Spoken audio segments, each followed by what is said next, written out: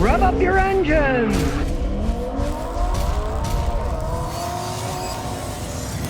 All right, today I got a 2019 Toyota Corolla. Now, the guy's from Albania. He came over here, he works hard, he works 70 hours a week, and he needed something to do deliveries with. And he got sick of getting used cars that fell apart, so he bought a brand new one in 2019. And he loves the car, gets good gas mileage, it runs fine, but it's got this very weird problem. You'll see when we drive it in a second, it doesn't make any noise now. But when he fills it up, he gets all these weird noises coming from the back of the gas tank that go away once it gets under 3/4 of a tank. Now, it's made this noise ever since he bought it day one. And he took it in, and they'd say, oh, that's normal, there's nothing wrong. And finally, he went with the service advisor, and the guy heard it and admitted. He says, yes, I hear that noise. But then they talked to Toyota, and they blah, blah, blah, back and forth, and said, well, that's normal. Well, come on now. Cars don't normally make noises. So let's take it for a ride, and then we'll fill it up with gas, and we'll hear the noise, and try to figure out what the heck is making this noise. It's low on gas. He's going to start and stop. And what do you hear? You don't hear anything. Now we're going to fill it up with gas. Fill it up with gas and see what happens. And guess what? The machine's not working. Isn't this typical? We'll push the help, see if it helps. And what does it do? It doesn't do anything. Another machine. Hooray, it's working. You get problems with filling your car with gasoline. Imagine if there was an electric car, the hassles that you'd have. Let's face it, people do not take care of their machinery, especially at gas stations. If we're driving electric cars around, who's going to maintain that? Nobody. Nobody. It's bad enough pumping gas. Wait till it's electric. People are waiting in lines and the machines don't work. Like I say, it's going to be a long time before America accepts electric cars, if ever. Full of gas now. Let's see if we hear any noise. You can hear the gas sloshing around in the back. So I'm going inside the trunk. Here we go. All right, I'm inside the trunk. Close it. Claustrophobia. Let's listen. So let's try it in the back seat now. I heard a clicker. I can hear a faint dooka, so we're going to try something in the driveway here. So it's noise finder time. Here's my noise finder. We'll hook it up here and listen. So I got the headphones on. Got this hooked up to channel 1. Start it up, take it for a spin. I can definitely hear it sloshing back and forth. But why is it sloshing? Well, it only occurs when it's full. And then when it gets under 3/4, it stops making the sloshing sound. So let's see if we can look inside there. So we'll get the video scope out. We'll take a peek inside. Nothing out of the ordinary you can see. Nothing that looks loose or broken. Okay, now my conclusion is it's just a minor design flaw. Nothing to worry about, because when you take our Matrix, which used to be called Toyota Corolla Matrix, and that's a Toyota Corolla, a little bit different design because it's an 07. There's a little flap in there, but this doesn't have the flap. When you fill the car up with gas, it doesn't fill it the whole way up. They shut off automatically, and don't ever keep filling it till it comes out the top, because that'll ruin your evap canister. It'll fill it up with gasoline, and it's only supposed to have gasoline vapor, so you don't want to do that. With this thing, it doesn't have that flap. So what you have then is the neck goes to fill it up. That area, when it's full, the gas is sloshing through there, making that little noise that I heard with the headphones on. Because when the gas tank is full, the top of the gas tank, the gas is going to slosh around and get in that neck and make those little sloshy noises. The baffle plate should keep the noise from sloshing.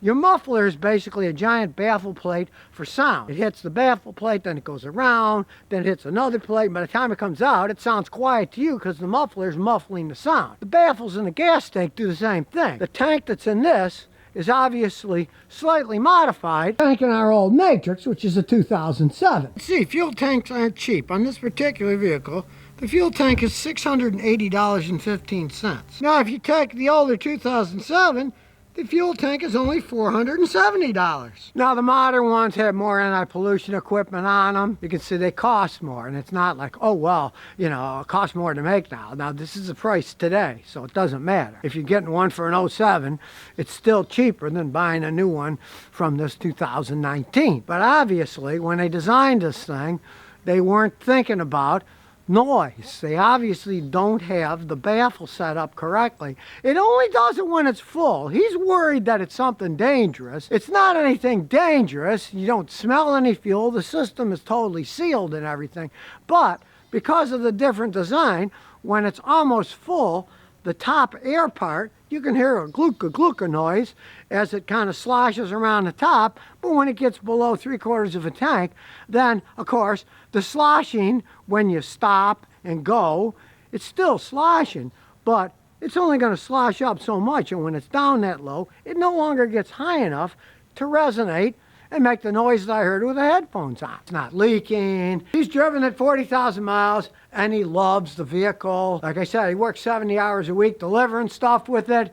He made a wise decision. Instead of buying olden cars and spending a fortune repairing them as they break, as he makes deliveries every day, he got a Corolla. Now on the highway, this thing is phenomenal. He gets 27 miles a gallon, stop and go delivering stuff. You know, that's what you're gonna expect. He's stopping and going all the time. If he would have spent a little bit more and wanted to buy a hybrid, a Prius would have been a smart move, but you pay an awful lot more, and as time goes on and maintenance could get really high, because he has more plans than just delivering stuff. He said he wants to pass this on to his kids too, and yeah, it makes total sense. We had a Toyota Corolla that I got for my wife for $3,000. Then my first son learned how to drive on it. My second son learned how to drive on it and almost blew the engine up going over 100 miles an hour following one of his friends. And then we got it back, and I used it for a work car, and then I sold it to a girl who joined the Peace Corps, took it to California, and I never saw it again. Who knows, it might still be running. But if you want to keep a car forever and pass it on, my advice is don't buy a hybrid. Get a Toyota Corolla, Honda Civic, something that can last forever, and you can pass them on as time goes on. Because he bought this thing for $17,000. Now, mind you, it was many months before the pandemic started up. You're not going to find one anymore for that. The last time I saw one, somebody paid $22 was the best price they could ever possibly find, if they could even find one. That price for a vehicle that can run so long, it's a smart move. Sure, nobody's perfect. It's got that little gurgling sound, and even he's not perfect. That was his first ding that he ever got. So he came all the way from Albania. He's working hard. His wife's working hard. And do the American thing. Let's hope that the politicians that be don't ruin it for middle-class America.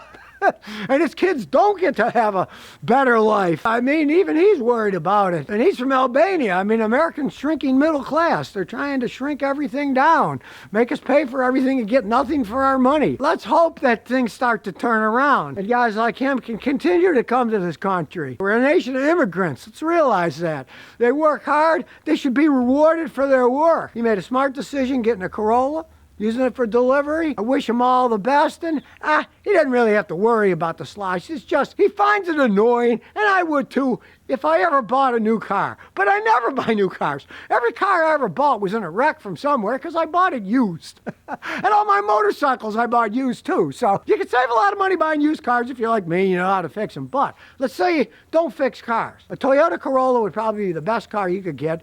It would last the longest, pass it on to your kids. Insurance on them is pretty cheap too, and you don't really have to worry about unexpected breakdowns. And the insurance is pretty cheap on them because they're a smaller car. It's a very wise move that people can make buying one of these cars.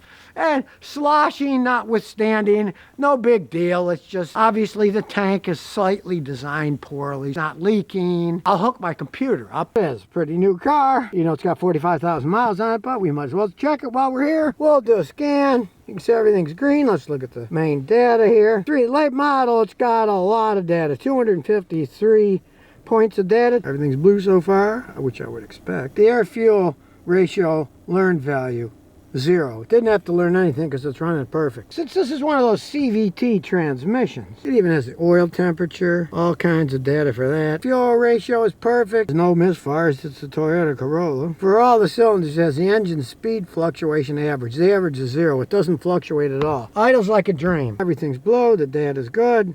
And we're only on the eyes. That's how much info these things give you. The long-term fuel trim. Okay, 0.78. 0 is perfect. And as we go, you can see everything is blue. Whee! Look at all that data. It's still all blue, too. So all in all, it's an excellent car. Just makes that little bit of sloshy noise. When it's full, when it's 3/4, it stops. Obviously, it's just a slight design flaw in the baffling of the tank. I wouldn't worry about it at all. As they say, nothing is perfect, even a Toyota Corolla. So if you never want to miss another one of my new car repair videos, remember to ring that bell.